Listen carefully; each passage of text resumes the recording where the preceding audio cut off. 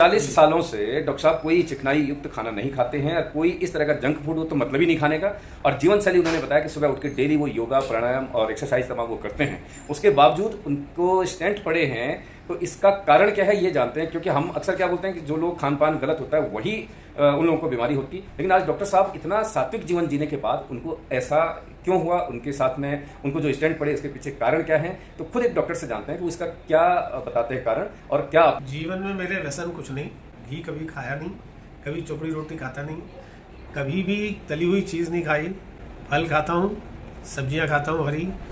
सुबह 4:30-5 बजे उठ जाता हूँ, 7 साढ़े 7 बजे तक एक्सरसाइज करता हूँ, उसके बाद 8 बजे से 2 बजे तक अपना ओटी करता हूँ और 2 बजे से शाम को 8 साढ़े 8 बजे तक अपनी ओपीडी करता हूँ। डॉक्टर साहब इतना सात्विक जीवन जीने के बाद उनको ऐसा क्यों हुआ, उनके साथ में उनको जो स्टेंट पड़े इसके पीछे कारण क्या है, तो खुद एक डॉक्टर से जानते हैं कि उसका क्या बताते हैं कारण और क्या आपको सुझाव देते हैं। डॉक्टर साहब आपसे जानना चाहेंगे। देखिए, मेरा अपना मानना यह है कि मैंने अपने जीवन में बीड़ी, सिगरेट, तंबाकू, दारू कभी नहीं P. Never I have never touched it. लेकिन हम लोगों के इस सब चीज़ का कारण सिर्फ स्ट्रेस है। जब हम स्ट्रेस लेते हैं और स्ट्रेन लेते हैं तो नहीं, मैं एक चीज़ पूछूं कि आप डॉक्टर हैं, आपने ऐसा क्या स्ट्रेस लिया, क्या मैं पूछ सकता हूँ ऑन कैमरा कि आपको ऐसा क्या तनाव हुआ कि जो आपका एकदम इतना आपको 4 स्टेंट पड़ गए, इसके स्ट्रेस का कारण क्या है, डॉक्टर को क्यों स्ट्रेस आया?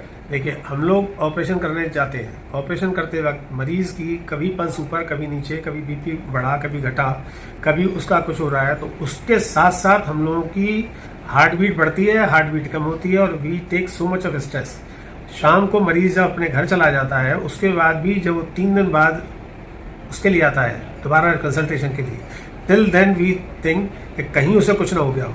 हम लोगों ने नाक का ऑपरेशन किया तो उसको हमेशा हमें ध्यान रखना है, हमें स्ट्रेन रहेगा कहीं उसे ब्लीडिंग तो नहीं हो रही। कुल मिला के मैं ये कह सकता हूँ कि डॉक्टर साहब का कहने का मतलब है कि बीमार मरीज होता है लेकिन दिमाग डॉक्टर का भी उसी पे रहता है। इतने जब तक वो स्वस्थ नहीं हो जाता है कोई भी डॉक्टर वह भी स्ट्रेस में रहता है, तनाव में रहता है और वो अपने उस मरीज की सलामती के लिए हर समय दुआ करता रहता है और वो एक तनाव का सबसे बड़ा कारण है। तो ये आज की जो बातचीत है, छोटी बातचीत मैंने की और इसमें मैं यही कहूँगा कि आप लोगों के लिए भी एक सुझाव है, ये सीख मिलती है कि आप कितनी भी दवाइयाँ कर लो, कितना भी आप जिम ज्वाइन कर लो, कितना भी प्रोटीन और विटामिन आप ले लीजिए, लेकिन डॉक्टर साहब से जो बात हुई थी पहले, जो आपने कहा था कि आप जो तनाव लेते हैं वो आपके सारे किए धरे पे पानी फेर लेता है। आप कितना भी सात्विक जीवन जी लें, सादा जीवन जी लें और अनुशासित रहें अपने जीवन में, खान पान रहन सहन में, आपके व्यसन तो छोड़ दिए। हम ये नहीं बोल रहे हैं कि आप व्यसन करना शुरू कर दीजिए, ऐसा नहीं बोल रहे हैं, लेकिन ये कह रहे हैं कि इन सबसे ऊपर जो आपके स्वास्थ्य पर जो सबसे घातक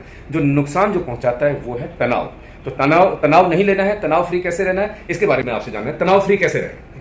तनाव फ्री रहने का सिर्फ एक ही तरीका है, अपनी मनस्थिति को परिस्थिति के अनुकूल करें। होता यह है कि हम लोग परिस्थिति के हिसाब से कभी क्रोध में आते हैं, कभी प्यार में आते हैं और हम लोगों की परिस्थिति के हिसाब से मनस्थिति बदलती जाती है। हम लोगों को अपने मन को प्राणायाम से और ध्यान से इतना कंट्रोल करना है, अगर आपको जीना है बिना तनाव के, कि हम अपनी कोई भी परिस्थिति क्यों ना हो, हम आवेग में ना आए। आवेग जब आता है तो वो आपको बीमारियों का संयोग लेकर आता है।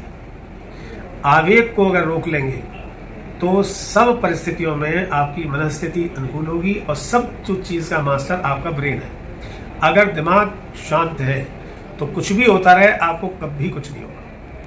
तो ये आपने सुना भी, डॉक्टर साहब ने कहा कि तनाव मुक्त रहना है, तो क्या उसका फार्मूला उन्होंने बताया, लेकिन तनाव फिर भी आ ही जाता है, ये भी आपने स्वीकार किया है। लेकिन अभी जैसे मैंने उनसे पूछा था कि आपके स्टेंट पड़े हुए हैं तो कोई फर्क करे, मुझे पता ही नहीं चल रहा है। मेरे 11 तारीख को पड़े थे स्टेंट यहाँ पे मैक्स साकेत में, दिल्ली में।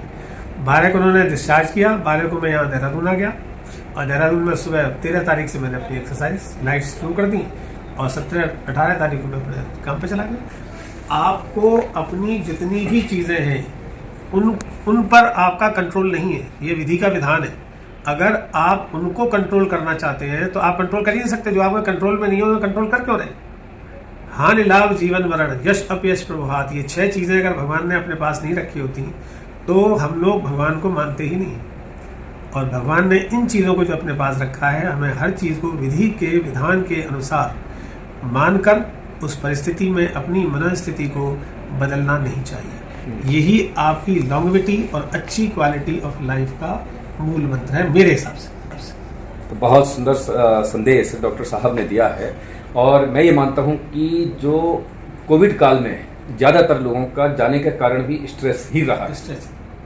आप सब लोगों ने बहुत कुछ इस छोटी सी बातचीत में सीखा होगा, जरूर सीख ली होगी, और मैं उम्मीद करता हूं कि आप लोग भी अपने जीवन को तनाव मुक्त बनाएंगे और स्ट्रेस फ्री आप अपने जीवन को रखेंगे।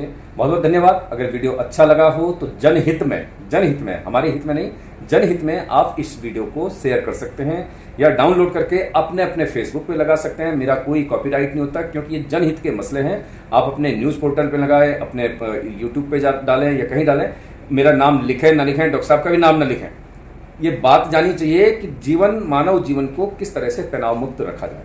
तो धन्यवाद। इस वीडियो को यहीं पर अंत करते हैं। नमस्कार।